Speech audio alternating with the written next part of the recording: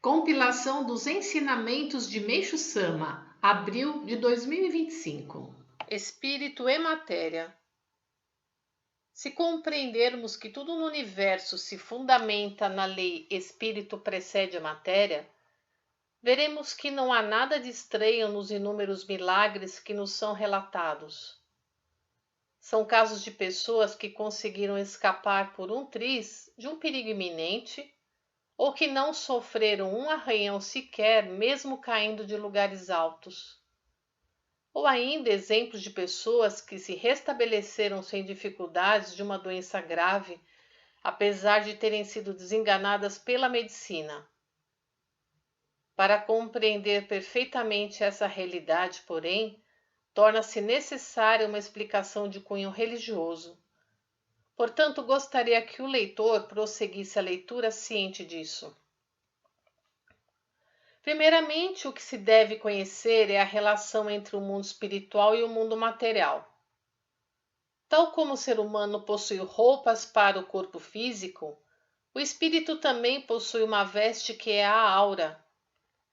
Esta é uma espécie de éter, uma luz emanada do espírito, e apesar de ser um corpo difuso, há quem consiga enxergá-la. Ela pode estar límpida ou nublada, da mesma forma como ocorre com o céu.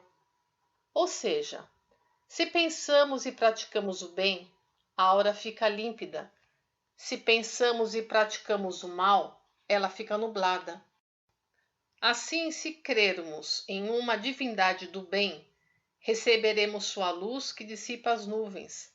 Se orarmos a uma divindade do mal, pelo contrário, as nuvens aumentam. Geralmente, por falta de conhecimento da parte espiritual, as pessoas pensam que toda divindade é do bem. Todavia, aí está um grave engano, pois na realidade as divindades do mal são em maior número. A prova disso é que muitas famílias, embora sigam uma religião devotadamente há várias gerações, não conseguem livrar-se dos infortúnios. Isso ocorre porque estão orando a uma divindade do mal ou de pouco poder. O ser humano deve, portanto, crer em divindades do bem e salvar o próximo, pois quanto mais virtudes acumular, mais intensa a luz se tornará e, consequentemente, sua aura aumentará. A espessura da aura de uma pessoa comum é de aproximadamente 3 centímetros. No caso de um virtuoso, varia entre 15 e 30 centímetros. Os grandes virtuosos que alcançaram a posição de divindade possuem uma aura de alguns metros, até mesmo de alguns quilômetros. Entre os grandes religiosos, há aqueles cuja aura alcança diversos países ou povos, por exemplo, Jesus Cristo e Buda Sakyamuni. A aura do Salvador do mundo, no entanto, possui um poder extraordinário capaz de envolver a humanidade em luz. Contudo, a história nos mostra que, até agora, esse Salvador ainda não se manifestou no mundo. Conforme já afirmamos, a aura aumenta ou diminui de acordo com a atitude de cada um. Por conseguinte, o ser humano deve acreditar nisso e somar muitas virtudes. Por exemplo, no caso de uma pessoa ser atingida por um automóvel ou por um trem, se sua aura for espessa, o espírito do veículo será retido pela aura e ela se salvará. Por outro lado, se a aura for fina ou inexistente, ela sofrerá ferimentos graves ou até mesmo morrerá. O fato dos nossos fiéis se livrarem de desastres se deve a esse motivo. A sorte ou a má sorte também obedecem ao mesmo princípio. Desejo explicar resumidamente a esse respeito. O corpo físico do ser humano pertence ao mundo material e o espírito ao mundo espiritual. É assim que esses dois mundos estão organizados. O mundo espiritual está dividido em 3 planos, sendo que cada plano se subdivide em 60 camadas, distribuídas por sua vez em 3 subplanos de 20 camadas cada um, totalizando 180 camadas. O plano mais baixo, obviamente, é o inferno. O plano intermediário é semelhante ao mundo material e o plano mais alto é o paraíso. A maioria das pessoas tem seu espírito localizado em uma das camadas do plano intermediário, podendo fazê-lo subir ou descer de acordo com o grau de bem e mal. Ou seja, se praticar o bem, se eleva ao paraíso, e se praticar o mal, decai ao inferno. Além do mais, diferentemente do mundo material, o mundo espiritual é absolutamente justo e imparcial e não há um mínimo de favorecimento, o que não é nada bom para quem pratica o mal. Aqueles que conseguirem acreditar nisso poderão ser verdadeiramente felizes. Obviamente, no inferno reinam a inveja, o ódio, o rancor, o ciúme, a pobreza, etc. Ou como diz o budismo, repleto de cobiça, ira e ignorância. Quanto mais baixo o espírito decai, mais intensos vão se tornando esses sentimentos, sendo que a última camada é chamada de fundo do inferno de trevas e frio extremo, e também de purgatório.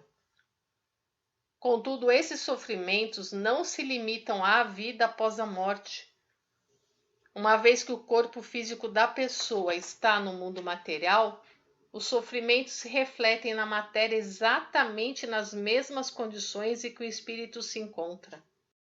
É por isso que constantemente vemos nos jornais casos em que, após viver sofrimentos extremados, a família inteira chega a planejar o suicídio coletivo.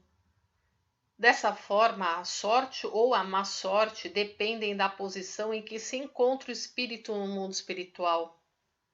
Evidentemente, isso depende do bem ou do mal praticado, conforme a lei de causa e efeito. Portanto, não há ninguém mais tolo do que o homem mau. Mesmo que ele consiga progredir na vida valendo-se do mal, seu êxito é temporário. Um dia ele acabará fracassando, pois, como já disse anteriormente, a posição de seu espírito encontra-se no inferno. Em contrapartida, por mais desventurada que uma pessoa seja agora, conforme ela praticar o bem, sua posição no mundo espiritual irá se elevando e um dia se tornará feliz, pois esta é uma inexorável lei divina. Embora a missão principal das religiões seja ensinar tal princípio, até hoje isso não ocorreu de forma satisfatória pelo fato de elas não terem força suficiente. Ou seja, por não apresentarem milagres, vieram priorizando as escrituras e os sermões. Entretanto, é chegado o tempo e o Deus Supremo está manifestando a força absoluta, fazendo surgir surpreendentes milagres por intermédio da nossa religião para despertar a humanidade da ilusão em que ela se encontra. Sendo assim, ninguém poderá deixar de acreditar. Em 10 de setembro de 1953. O tratamento natural. O ser humano foi criado por Deus. É sua obra-prima e entre todas as coisas do universo não há nada que se lhe possa comparar. Segundo a Bíblia, ele foi criado à imagem e semelhança de Deus, o que é uma verdade inegável. Consequentemente, é impossível para a ciência compreender inteiramente a misteriosa constituição do ser humano. Quando muito, ela o conhece apenas superficial ou parcialmente. Assim, é impossível afirmar se levará milhares de anos para desvendá-lo ou se nunca o fará. Pensemos com calma. O funcionamento do corpo, a sutileza da ação, da vontade sone, a manifestação dos sentimentos de alegria, ira, tristeza ou prazer, a sensibilidade do sistema nervoso, que reage até mesmo a uma picada de uma pulga, a capacidade de transmitir nossa vontade e distinguir o sabor dos alimentos por meio da língua, a misteriosa diferença das fisionomias de 1,8 bilhão de habitantes do globo terrestre, cujo rosto não mede mais do que um palmo. Só esses exemplos já são suficientes para que louvemos o poder do Criador do Universo. Principalmente em se tratando do mecanismo de reprodução, o mistério que envolve o processo de criação de um ser humano é realmente inexprimível em palavras. É natural que a ciência não consiga desvendar o mistério da vida, pois o ser humano não é criação sua como os robôs. A esse respeito, talvez alguém diga: a temível varíola não foi solucionada com a vacina? De acordo com a revelação de Canon, há alguns milhares de anos, na verdade não existia varíola. Ela surgiu para purificar os pecados e as impurezas da humanidade e, por essa razão, constitui uma espécie de acerto de contas. A vacina é uma forma de se esquivar dessa purificação e, portanto, trata-se de um procedimento inadequado. Devido a isso, a saúde das pessoas está se debilitando e sua vida está sendo seriamente encurtada. Por conseguinte, o prejuízo é muito maior do que contrair varíola. Mesmo nos dias de hoje, se as pessoas viverem corretamente, sem infringir as leis do céu, não há por que contraírem varíola, mesmo que não tomem vacina. Todavia, raramente existem pessoas tão perfeitas assim, por isso, até a concretização do mundo da luz, creio que o uso de vacina seja inevitável. Logo que o referido mundo se concretizar, as doenças contagiosas e graves desaparecerão sem deixar vestígios e restarão apenas, por exemplo, o resfriado e a diarreia. Quando a pessoa adoece, imediatamente inicia-se dentro dela uma grande atividade destinada a eliminar a doença. O organismo começa a produzir o próprio medicamento. É como se o corpo humano contivesse um grande laboratório farmacêutico com um doutor em medicina. Quando ocorre a invasão da impureza chamada doença, esse doutor do interior do corpo, no mesmo instante, faz um diagnóstico, solicita ao farmacêutico a preparação dos medicamentos e inicia o tratamento incontinenti. Uma vez que os equipamentos e os medicamentos são excelentes, realmente a cura é eficiente. Se comemos algo tóxico, o laboratório existente dentro do corpo imediatamente produz um laxante para provocar a diarreia e eliminá-lo. Quando ocorre a invasão de bactérias nocivas no organismo, é realizado um tratamento por meio da febre, que é uma grande ação bactericida. Na ocorrência de uma intoxicação, produz-se uma reação na pele para expulsá-la e, por meio da febre e da coceira, procura-se neutralizá-la a fim de que ela não atinja os órgãos internos. Dependendo do tipo da intoxicação, os rins entram em intensa atividade processando uma limpeza com água, fazendo com que as toxinas sejam eliminadas pela urina. Quando se inspira uma grande quantidade de poeira, esta é eliminada, por exemplo, na forma de escarro. De fato, o corpo humano é de uma habilidade extraordinária. Por isso, em geral, as doenças se curam naturalmente, sem necessidade de interferências. Entretanto, por desconhecimento deste princípio, as pessoas recorrem aos medicamentos e aos tratamentos desenvolvidos pela ciência que causam, além dos sérios obstáculos ao processo de cura natural, o prolongamento da doença. Caro leitor, para comprovar isso, da próxima vez que ficar doente, deixe que a doença siga seu curso natural, sem interferir, e verá que o restabelecimento será surpreendentemente rápido e completo. Caso faça essa escolha, deve-se respeitar a vontade do corpo.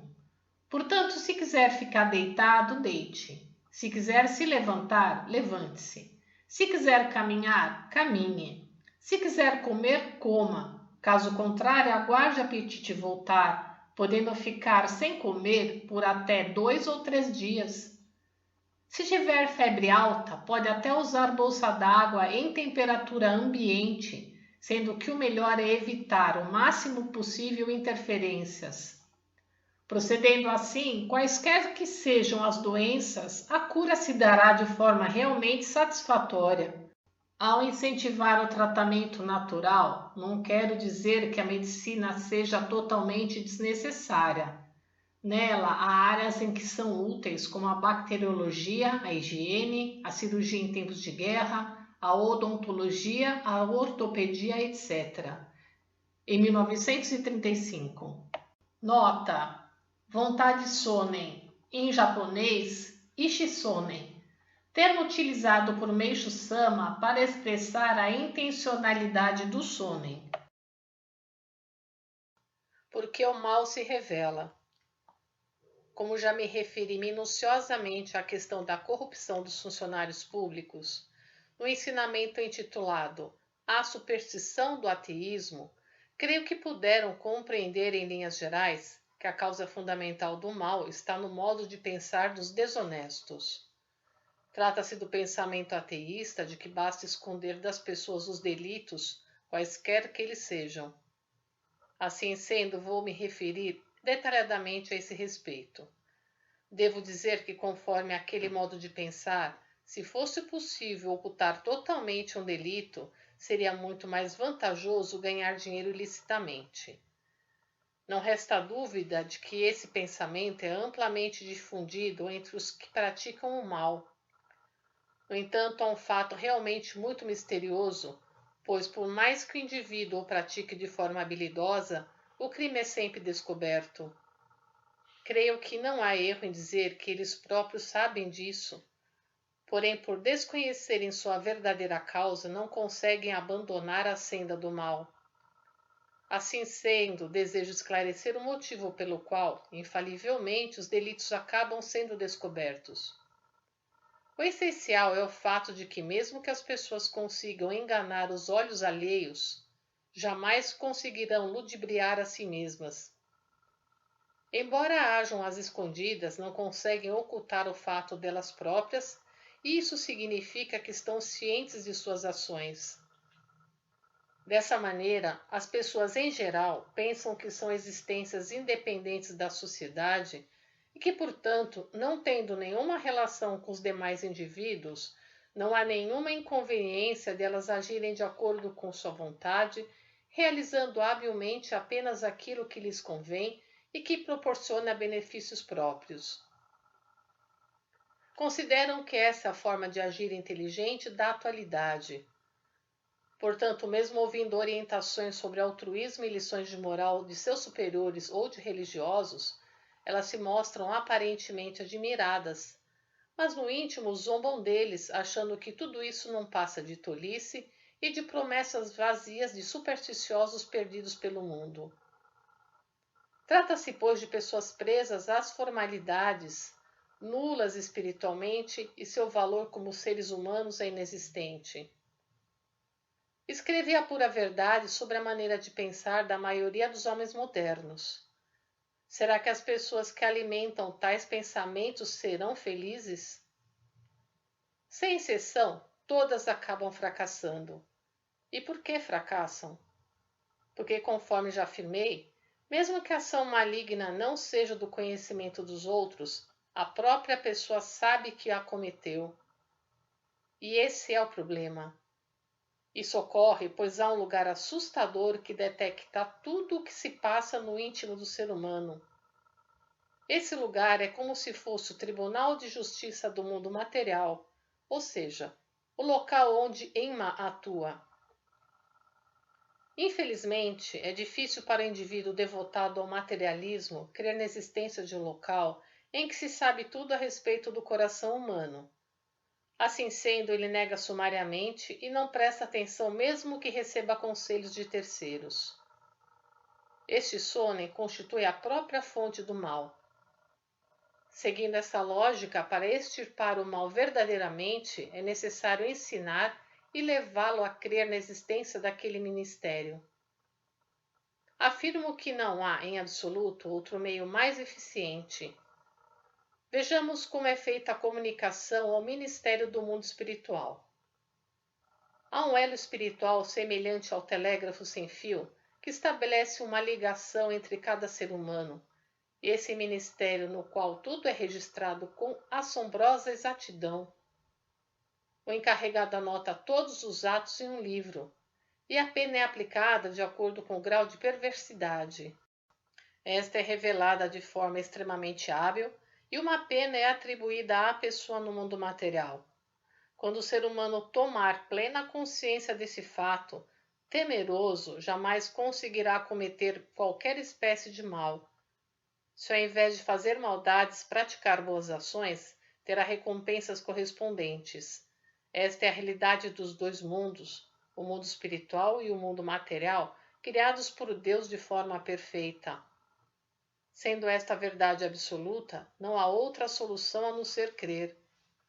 No entanto, atualmente, tanto as autoridades governamentais como os intelectuais não compreendem as questões espirituais e, consequentemente, acham que ensiná-las ao povo seria negar a cultura.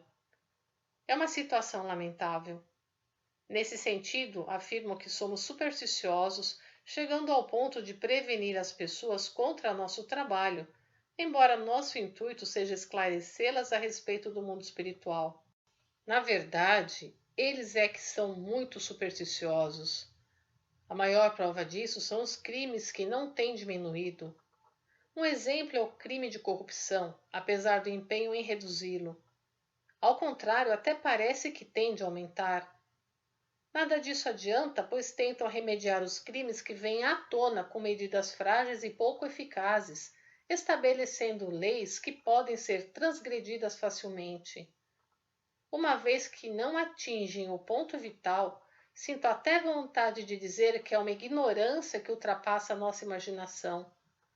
Além do mais, as autoridades e os intelectuais pensam que isso é um país civilizado e se orgulham disso. São por demais infantis. Podemos dizer que atualmente estamos vivendo a era da selvageria cultural. Jornal Eco, número 136, em 26 de dezembro de 1951. Seja um bom ouvinte. É errado censurar as pessoas que mentem. Devemos sim ouvi-las demonstrando admiração. Ah, é verdade? Todavia, no íntimo, devemos estar cientes de que elas estão mentindo.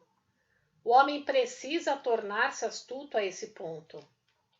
Há antiquários que me procuram e subestimam-me, dão explicações sobre objetos de arte. Este é assim, aquele é falso. Então eu lhes respondo. Observando bem, acho que o senhor está certo. Embora no íntimo eu pense, o que é que esse sujeito está dizendo? Ele é um tolo. Acha que eu não sei isso e fala comigo dessa maneira? Permaneço ouvindo com aparente admiração. Fazendo isso, às vezes consigo aprender alguma coisa e penso: ele diz coisas interessantes. De fato, ele tem razão. Um chinês, de cujo nome não me lembro, disse o seguinte: não faça distinção para conversar com as pessoas. Há coisas ditas por um simples camponês ou por um trabalhador braçal que nos ensinam muito. Por esse motivo, não devemos discriminar as pessoas. Em princípio, tudo o que ouvirmos deverá ser levado em consideração. Também há ocasiões em que aprendemos com as crianças. Acredito que já tiveram essa experiência. Às vezes, elas dizem coisas muito interessantes. Como as crianças têm a intuição autêntica, dizem coisas maravilhosas, o que nos faz lembrar a teoria da intuição de Bergson. Nas discussões entre mãe e filho, muitas vezes a verdade está do lado do filho. Registro de Orientações, volume 21, em 1º de junho de 1953. Relato 81. Caligrafias que têm vida e atuam. Por um servidor próximo. A caligrafia era uma das atividades desenvolvidas por Meishu Sama. Ele caligrafava 100 imagens da luz divina em menos de meia hora. No caso do Hikari, completava essa mesma quantidade entre 7 e 8 minutos. Ele escrevia centenas de caligrafias quase que ininterruptamente, sem demonstrar qualquer cansaço com rapidez extraordinária. O rigor de Meishu-sama e os movimentos de seu corpo, em conjunto com o pincel, formavam um todo harmonioso de onde transbordavam grande energia e um belo ritmo, expressos em forma de letras sobre o papel branco. Eu, que o auxiliava nessa atividade, ficava fascinado diante de tanta vitalidade e dinamismo.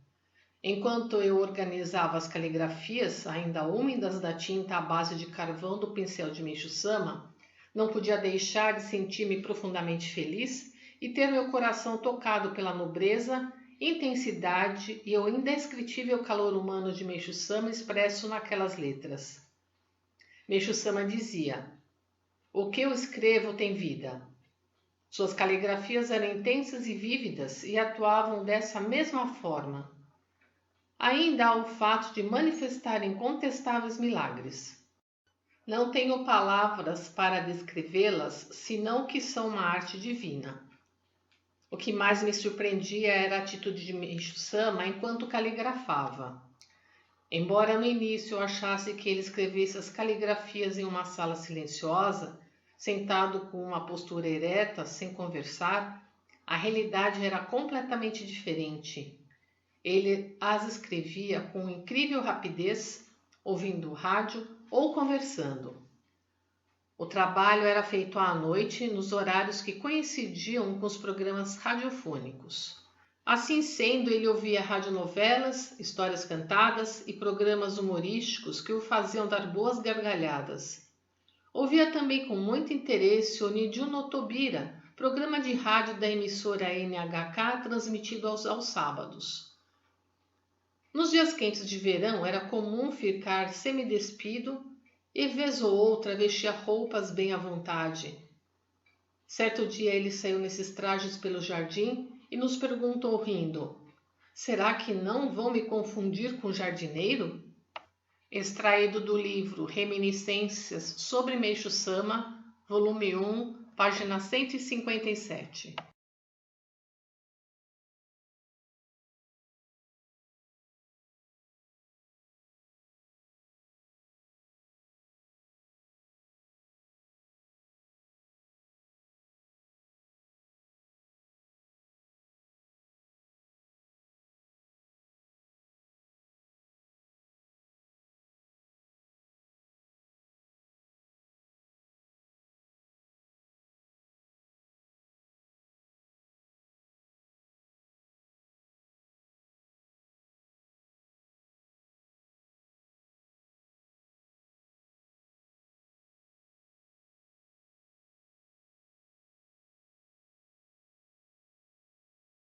Seja Daiju.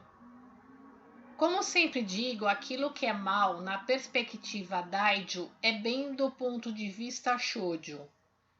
Já aquilo que é mal na perspectiva Shoujo é bem do ponto de vista Daiju. Alguns fiéis tendem a esquecer esse ponto fundamental. Por conseguinte, é preciso que reflitam bastante e se corrijam. Falando de uma forma mais compreensível, a visão Daiju consiste em observar as coisas de forma abrangente. Vou explicar melhor. Há casos em que alguém se empenha numa prática acreditando ser um bem, mas no final acaba se tornando um obstáculo para a propagação dos ensinamentos. Justamente esse tipo de pessoa age com base na própria capacidade, confia demais na força humana, inconscientemente tende a esquecer a imprescindível força divina. Certamente muitos devem ter vivido situações como essa. Frequentemente ouço pessoas que, intrigadas, fazem o seguinte comentário: apesar de ser tão fervorosa, aquela pessoa não consegue expandir a fé. Por que será? É porque essa pessoa possui fé shoujo, e como tal, seu comportamento é excessivamente formal e rígido, não atraindo as pessoas e por isso não propaga a fé. O pior de tudo é que, uma vez que leva as coisas ao extremo, perde a sensatez e age com palavras e atitudes excêntricas. Ao presenciar isso, pessoas esclarecidas julgam nossa igreja uma religião supersticiosa, de baixo nível, e passam a nos olhar com desprezo. Por essa razão, devemos tomar o máximo de cuidado nesse ponto. Existem pessoas, no entanto, que expandem a fé além das expectativas, apesar de não darem mostras de serem tão fervorosas. O motivo é que elas assimilaram e praticam a fé Daijo. Desejo acrescentar que são justamente as pessoas de fé Shōjo as que costumam definir o bem e o mal do próximo. Tenho dito frequentemente que isso é um erro gravíssimo, pois só Deus conhece o bem e o mal nos seres humanos. Na condição de ser humano, querer definir o bem e o mal é uma blasfêmia, e não há ofensa maior a Deus. Tais pessoas geralmente se consideram as únicas certas e são orgulhosas. Ao mesmo tempo, como não são virtuosas, além de não expandirem a fé, muitas vezes criam problemas despropositados. Essa lógica se aplica a tudo, tanto em pequena como em grande escala. Como exemplo disso, basta observar o Japão de antes do término da Segunda Guerra Mundial. Empunhando a bandeira da lealdade e do patriotismo, o povo japonês lutou com todas as forças e a consequência foi aquela derrota conhecida por todos. De fato, tudo aquilo foi praticado na época, acreditando que se tratava de uma atitude correta e ditada pelo bem. Todavia, como esse bem era um bem do ponto de vista shōjo, visava somente a felicidade do próprio país, pouco se importando com o que viria a ocorrer com os demais. Foi devido a esse pensamento egoísta que teve um fim lamentável. A despeito disso, publiquei recentemente o ensinamento Seja Cidadão do Mundo, com o objetivo de mostrar que o autêntico bem é o bem do ponto de vista Daijo, isto é, o bem em âmbito mundial. Evidentemente, se partíssemos desse princípio, não teríamos promovido guerras e invasões e nem precisaríamos passar por aquelas situações trágicas. Com toda certeza, hoje nosso país estaria desfrutando da paz e sendo respeitado pelo mundo inteiro. Em termos de amor, existe o amor de Deus e o amor do ser humano. Como o amor de Deus é Daijo, ele ama a humanidade irrestritamente. O amor humano é amor shōjo, que se limita a amar a si próprio, seu grupo e seu povo. Como resultado, esse tipo de amor de caráter restrito se torna um mal. Os fiéis, ao compreenderem claramente o sentido das minhas palavras, devem manter sempre em tudo uma atitude Daijo, isto é, manter o amor de Deus vivo no coração e transmiti-lo ao próximo, o que com certeza produzirá bons frutos. Por esse motivo, se eles fizerem da vontade de Deus a sua vontade e tratarem as pessoas com amor sem discriminá-las, é natural que qualquer um se sinta bem ao se relacionar com nossos fiéis e passem a se reunir com alegria à sua volta. Assim, certamente, a fé se expandirá. Escrevi aqui o que venho sentindo ultimamente. Em 25 de novembro de 1951. A missão da arte. Todas as coisas existentes no universo possuem uma utilidade específica para a sociedade humana, ou seja, têm uma missão atribuída pelos céus, e a arte não constitui exceção. Uma vez que o artista é um integrante da sociedade, ele deve conscientizar-se de sua missão e exercê-la plenamente, pois essa é a verdadeira arte e também a principal função do artista. Entretanto, quando observo os artistas da atualidade, fico atônito com as atitudes inconsequentes da maioria. É claro que existem excelentes deles, mas grande parte esquece sua principal função, ou melhor, sequer sabe que ela existe. O pior de tudo é que, considerando-se criaturas especiais, comportam-se de acordo com sua vontade, achando que isso demonstra sua peculiaridade. Iludidos que agindo a seu bel prazer conseguirão expressar toda a sua genialidade, não se envergonham de suas ações e acabam gerando muitos problemas. A sociedade, por sua vez, os respeita, considerando-os pessoas especiais e aceita quase tudo o que fazem. Em decorrência disso, eles ficam cada vez mais envaidecidos. Os artistas devem manter seu caráter mais elevado que o das pessoas em geral. Explicarei com base na religião. É bem verdade que nos primórdios a humanidade possuía em abundância características animalescas. Contudo, após a era selvagem, ela vem progredindo e caminhando passo a passo rumo à civilização ideal. Neste sentido, o progresso da civilização consiste na eliminação de tais características. Chegar a esse nível significa ter alcançado o mundo da verdadeira civilização. Ainda hoje, porém, grande parte da humanidade se sente ameaçada pelas guerras.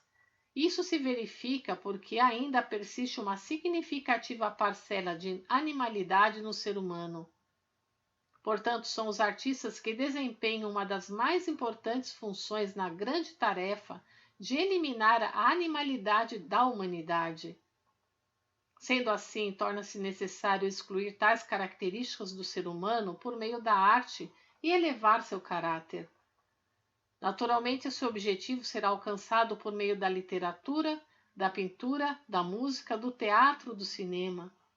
Por meio do trabalho do artista, a alma dele atrai a do povo. Falando de forma mais clara, por meio da literatura, da pintura, da música, do canto, da dança, as vibrações espirituais emitidas pela alma do artista ressoam na alma das pessoas. Em outras palavras, existe uma forte conexão entre a alma do artista e a alma do povo. Assim sendo, se o caráter do artista for vulgar, o caráter do povo também se vulgariza. Se for de uma pessoa de caráter elevado, obviamente o sentimento do povo se aperfeiçoará. Eis a importância da arte. Em outras palavras, é preciso que o artista, por meio de sua alma, seja o orientador do povo. Neste sentido, não seria exagero afirmar que uma parte da responsabilidade pelo aumento do mal social cabe aos artistas. Se não vejamos, a literatura cada vez mais erótica e grotesca, a pintura cada vez mais monstruosa, as manifestações verbais dos artistas, assim como a música, o teatro, o cinema, de níveis cada vez mais baixos. Se analisarem minuciosamente tais fatos, certamente compreenderão que minha tese não está equivocada. Jornal Ricari, número 31, em 15 de outubro de 1949. Compartilhe os ensinamentos de Meishu Sama.